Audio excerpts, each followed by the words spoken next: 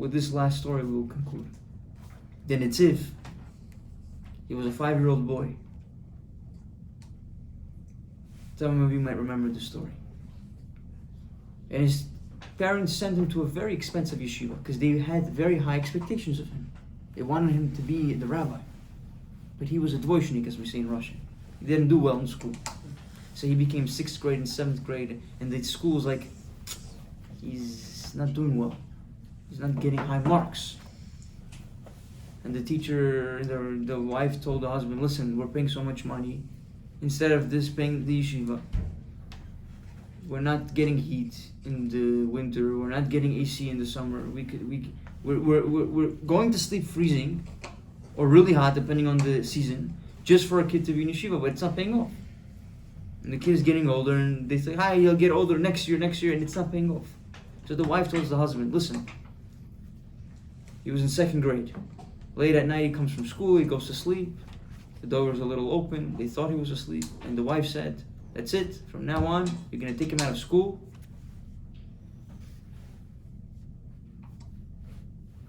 We're going to take him out of school. You're going to teach him a trade. Barber, shoemaker, back then. You'll teach him a trade. He'll be an honest Jew. You'll teach him Torah. He'll learn a little here and there. He'll daven 3 times every day. He'll be honest. But, okay, it's not fit for him to be a great rabbi. It's fine. It's all right. Not a problem. He hears this. He runs out. And he says, Mom, Dad, please, I beg you.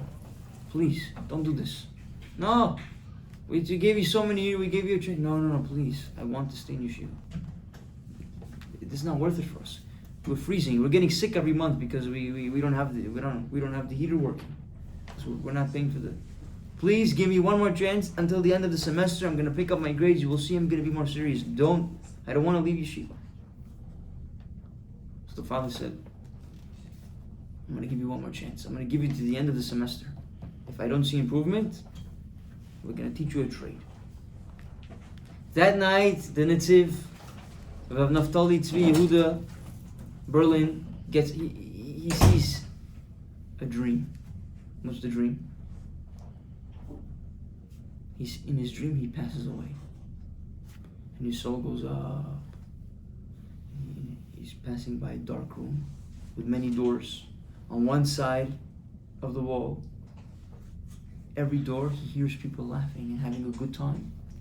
On the left side of the doors, he hears people yelling and screaming. He's not understanding what's going on. He's going towards the light he sees in the end of the hallway. He goes. And he falls into the light. And it's him and Hashem. Oh, Eliezer, Hashem tells him. How are you? Naftali, I mean. His name is Naftali. Good, Hashem. No, Naftali, tell me, what'd you do in your life? Oh, God, I was a, shoemaker, barber. Yeah? Yeah. How'd you do business? Very honestly. I see, yeah. Yeah, I give charity, I give 10%, sometimes 20%. I made sure to pray Shaharit Mincha Arvit. I made sure between Mincha and Arvit I was learning En Yaakov. I learned Gemara. I did this, I did that. Wow, really? Yeah, unbelievable. And then Hashem tells him, Naftali, my son Naftali. Do you see this portrait over here? And in this portrait, he sees a big rabbi with a beard. Sit down. He sees a big rabbi with a beard. In the background, there's many students. In the background, there are many books. He sees the rabbi happy. And he tells him, do you recognize this person? Naftali's looking at him. I have no idea. Doesn't ring a bell. I don't remember him. I don't remember going to Yishurim. He says, look closely. Do you recognize this person? He says, I'm sorry, Hashem. I have no idea who he is. Hashem says, you know why you don't recognize him? Because you killed him. Hashem, hey, with all due respect, God, I never killed a fly. I never killed a fly. Killed him? I think you've got the wrong guy. Hashem says, no. You killed him. Hashem says, I gave you the potential. I gave your neshama the potential to be this person. This is you. And how did you become? You could have been him, with all those students, with all those books. But who did you become? What did you do with yourself? But I was so good. Good, you did good. But you could have done better. So what's my judgment, God? What's your judgment? Go back into the world. Because this is who you have to become. It's all about potential. It's all about reaching your potential. Why sometimes in the Torah, does the Torah say Moshe and then Aaron? Sometimes the Torah says Aaron and then Moshe. Why?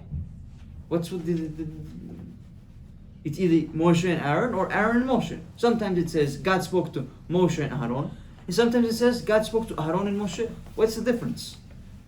Stick to one thing. To tell us that Moshe and Aaron, they were on the same level. What does that mean they were on the same level? Moshe Rabbeinu. We don't call Aaron Rabbeinu. We don't call him that. Aaron a Kohen. We call Moshe Rabbeinu. Moshe gave us the Torah. He's a rabbi. It's him. He's the greatest of greats. Not Aaron a Kohen. Yeah, he's also great, but Moshe is Moshe. The Torah says no. They were on the same level. Why? Because they both reached the same potential. They both reached their potential. So when they reach their potential, they're on the same level. Wow.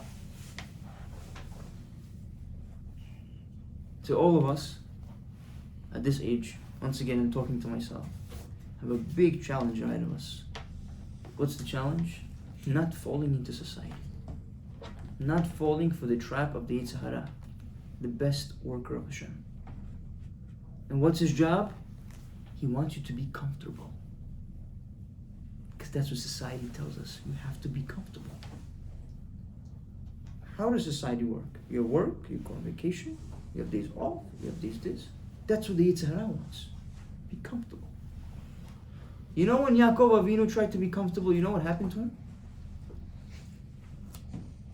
He lost his son for 22 years. His daughter gets raped. His sons destroy a whole city and embarrass his name. Why? Why Yaakov went through that? Because he wanted to be comfortable. Hashem says, this world is not for that.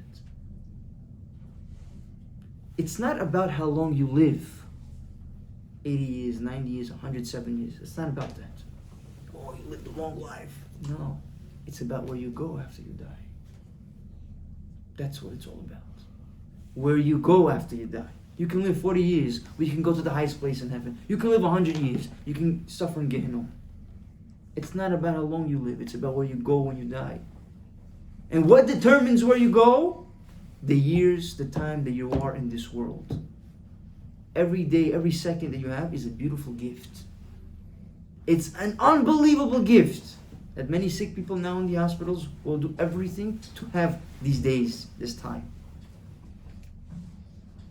And can I tell you, the Chafetz Chaim made a calculation. The Chafetz Chaim made a calculation.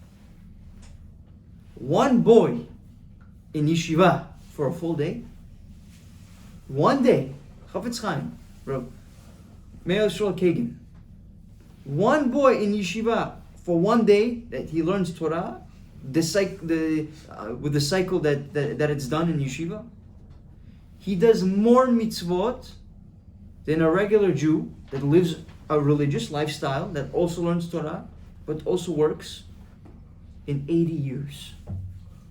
In 80 years, a regular Jew, not a yeshiva boy, all the mitzvot that he compiled, one boy in yeshiva, in one day does more than what he did in 80 years. And that's what it's all about. In the end of the day, to Hashem, it doesn't matter what kind of diploma you had on the wall. It doesn't matter how much money you made. It doesn't matter what clothes you wore. It doesn't matter to Hashem. That's the truth. I'm talking to myself.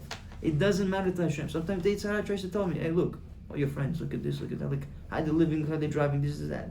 Society, it does it to everybody. Hashem is not going to care about that. Hashem is going to care what kind of Jew are you? What did you do with the time that I gave you? How did you utilize it? I invested in you.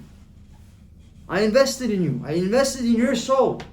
Every year you asked me, Hashem, give me life. I said, you know what? I don't want to because you disappointed me this year, but I'm going to give you. As I trust in you that you're going to do better this year, that you're going to reach your potential. Every single year this same conversation goes. But it's all about one thing. Talmud, Torah, Keneged Kulam. That's the most important thing. And it's a big difference. It's night and day. Night and day. B'ezrat Hashem, zechut of this, we should all take upon ourselves to learn Torah, but not only learn Torah. When we learn Torah, we learn it the right way, without any distractions, with everything off, with paying attention, with giving up ourselves for Hashem. That's all that matters. And when you do that, you know what happens? Hashem will give you the world. You think Hashem will stab you in the back if you did what He wants you to do? You think He will stab you in the back? If you do whatever your boss wants you to do, He's going to stab you in the back? No. He's going to give you back and more. Because you're doing His will. Same way with Hashem. The same way with Hashem. The most important thing to know, the message for tonight is what? All of us have a certain potential we need to reach. Don't be like Naphtali in that dream, taking a gun and shooting it. Don't be that Naphtali in the dream. So what was Naphtali's end? He woke up from the dream, he goes back to yeshiva, he gets amazing marks, and he becomes the great Netziv that wrote hundreds of books, that had hundreds of students. But he would not have become that if he didn't take himself seriously. It's all about potential. Baruch Adonai Leolam, Amen ve'amen.